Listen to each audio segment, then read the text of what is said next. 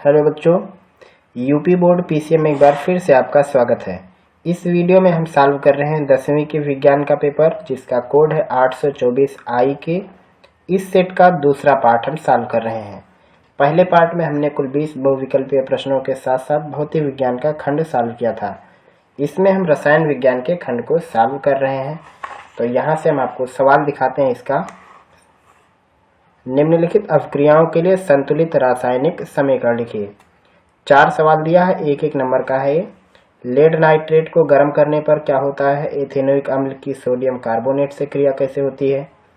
Zinc की silver nitrate से अभिक्रिया और सोडियम सल्फेट विलेन की बेरियम क्लोराइड विलेन से अभिक्रिया कैसे होती है? उसका संतुलित रासायनिक समीकरण दिखाना है। तो ये जो पहला समीकरण है ये है लेड नाइट्रेट को गर्म करने पर क्या होता है। तो लेड नाइट्रेट का सूत्र होता है PbNO3 होल ट्वाइस। जब इसको गर्म करते हैं तो लेड ऑक्साइड बनता है। उसके बाद यहाँ पे ऑक्सीजन की गैस बाहर निकलती है और उसके बाद नाइट्रोजन डाइऑक्साइड गैस बाहर आता है। बैलेंस करने के लिए हमें लेड नाइट्रेट में 2 से गुणा करना है, लेड ऑक्साइड में 2 से गुणा करना है, NO2 में 4 से और ऑक्सीजन में गुणा नहीं करना है। ऐसा करने पर आप चेक करेंगे तो लेड की संख्या इधर 2 है, इस साइड भी 2 हो जाएगी। नाइट्रोजन की संख्या इधर 4 है, इस साइड भी नाइट्रोजन की संख्या 4 है। ऑक्सीजन की संख्या इधर 12 है, इस साइड आप गिनेंगे 2 और 4 दूनी 8 10 तो 12। तो इसी हिसाब से आपको बैलेंस करना है। अगला समीकरण लिखना था एथेनोइक अम्ल की सोडियम कार्बोनेट से क्रिया। एथेनोइक अम्ल का सूत्र होता है CH3COOH और सोडियम कार्बोनेट का Na2CO3। जब हम गर्म करते हैं तो गर्म करने पर बनता है सोडियम का एसीटेट, सूत्र है CH3COONA और साथ में कार्बन डाइऑक्साइड और H2O यानी पानी भी बाहर आता है। यहाँ पे भी 2 से गुणा है एथेनोइक अम्ल में और सोडियम एसीटेट में भी 2 से गुणा करना होगा। फिर आप चेक करेंगे हर एक परमाणु की संख्या यहाँ पे बराबर होगी।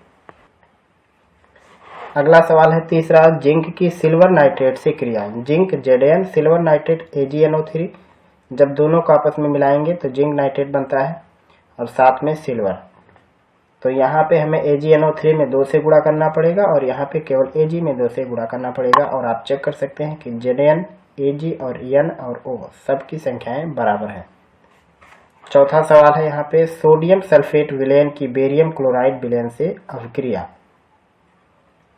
Sodium sulphate Na2SO4, barium chloride BaCl2, दोनों रिएक्शन करते हैं तो 2NaCl बनेगा और साथ में BaSO4 यानी बेरियम सल्फेट नमक ये बनेगा।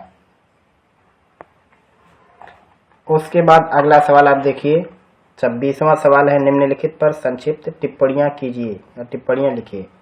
समजातीय श्रेणी के बारे में और कार्बन की सर्वतोमुखी प्रकृति के बारे में 4 नंबर का है। तो इसमें हमें 2-2 नंबर की ये प्रश्न है, तो हमें उसी हिसाब से लिखना है।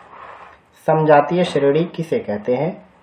कार्बनिक यौगिकों की एक ऐसी श्रेणी होती है जिसमें सदस्यों के रासायनिक गुण समान होते हैं और जिनमें एक सामान्य या समान कह सकते हैं आणविक सूत्र हो, समजातीय श्रेणी कहलाते हैं। जैसे एथेन है, मेथेन, प्रोपेन, ब्यूटेन, ये सभी एक ही श्रेणी के उसके बाद एथीन, प्रोपीन, ऐसा जो एक ही टाइप के गुण रखने वाले, रासायनिक गुण रखने वाले जो भी कार्बनिक यौगिकों की श्रेणी होगी उसे हम समजातीय श्रेणी कहेंगे। जैसे CH4 हो गया, C2H6 हो गया, C3H8 हो गया। अगला है कार्बन की सर्वतोमुखी प्रकृति के बारे में भी बताना था, तो इसके बारे में थोड़ा सा लिखना है। तो कार्बन की सर्वतोमुखी प्रकृति के बारे में हमने यहाँ पे 2-3 लाइन लिखा है कि कार्बन पृथ्वी पर मुक्त एवं संयुक्त दोनों अवस्थाओं में पाया जाता है। मुक्त अवस्था यानी कार्बन के ही रूप में पाया जाता है, संयुक्त अवस्था यानी कार्बन डाइऑक्साइड कार्बोनेट के रूप में। यह सभी संयुक्त रूप है जिसमें कार्बन पाया जा रहा है और ये है बिल्कुल मुक्त रूप में कार्बन। कार्बन के कई अपर रूप हैं जैसे हीरा, ग्रेफाइट, बहुत सारे रूपों में कार्बन पाया जाता है।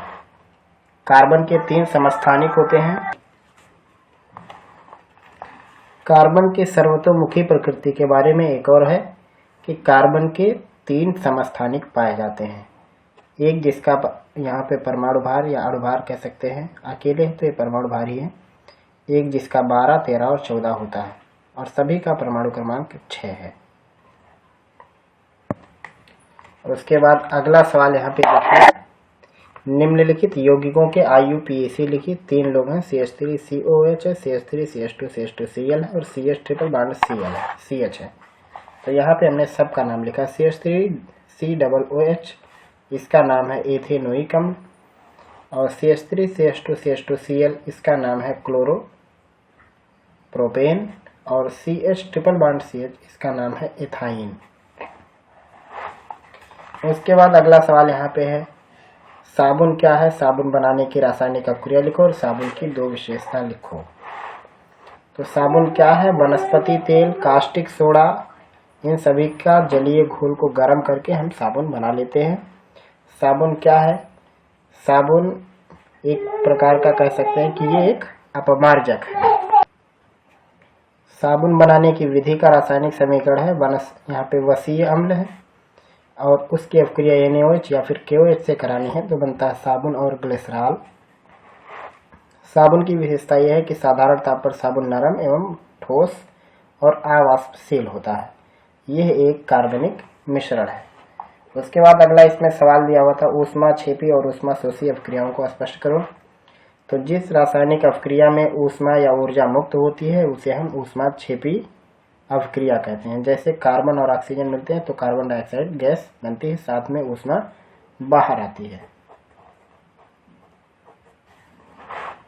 और ऊष्माशोषी अभिक्रिया जिस रासायनिक अभिक्रिया में ऊर्जा की आवश्यकता पड़ती है उसे ऊष्माशोषी कहते हैं। जैसे C2H2 मिलके बनते हैं C2H2, ये आपस में बनते हैं जो कि है एथाइन।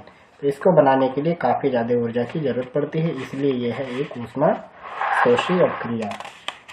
उसके बाद अभी 2 सवाल और हैं जिसमें दिया हुआ है pH मान क्या है और इसका हाइड्रोजन आयन सांद्रण के साथ क्या संबंध है, साथ में खनिज और अयस्क में अंतर लिखो। तो pH मान किसी घोल का जो pH मान होता है वो है 10 की ऋणात्मक या फिर कह सकते हैं pH मान जो है 10 की ऋणात्मक घात की वो संख्या है जो उस घोल का हाइड्रोजन आयन सांद्रण का यहाँ पे लिखा हुआ जो उस घोल का हाइड्रोजन आयन सांद्रण प्रकट करता है। यानी किसी भी घोल का जो pH मान होता है वो pH मान 10 के ऊपर एक ऐसी ऋणात्मक संख्या का पावर है जो कि उस घोल में हाइड्रोजन आयन के सांद्रण को दर्शाता है। pH वैल्यू से ही कंफर्म करते हैं कि कोई भी जो विलयन है वो उदासीन है या फिर लवण के ये अम्ल के रूप में है या फिर क्षार के रूप में।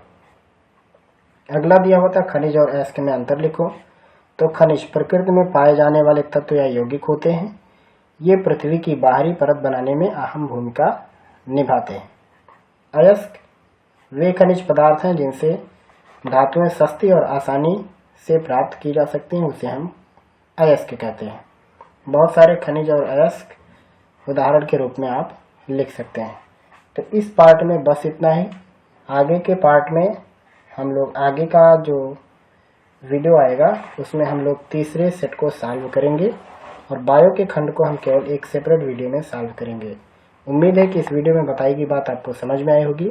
फिर मिलेंगे हम लोग जल्द ही आगे के वीडियो में आगे के टॉपिक के साथ।